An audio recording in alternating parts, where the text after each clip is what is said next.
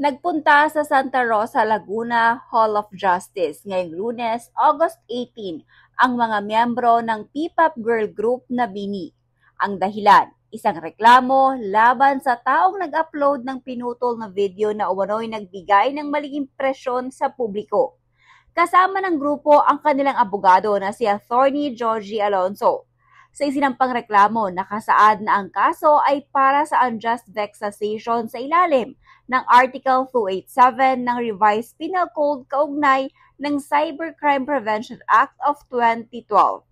Ayon kay Alonso, nag-ugat ang reklamo mula sa isang video clip na kuha sa segment ng BINI kung saan sila ay tumikim at nag-rate ng pagkaing street food. Pero ang original na video ay pinutol at ginawa na labang halos 2 minuto. Ang natira, puro negatibong reaksyon at komento ng mga miyembro. Ang ipinakita na lang puro nega, na bago ang kabuang kwento at lumabas na tila nilalait ng mga bata ang pagkaing Pinoy. Ito ay bahagi lamang ng statement ni Attorney Georgie. Dahil dito, nalinlang umano ang mga manonood at nagbistulang walang respeto ang grupo sa kulturang Pilipino pagdating sa pagkain.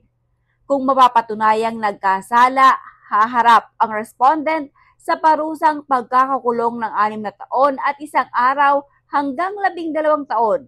Bukod pa rito, hihilingin din ng kampo ng BINI ang danyos na tag-1 milyong piso para sa bawat miyembro ng grupo.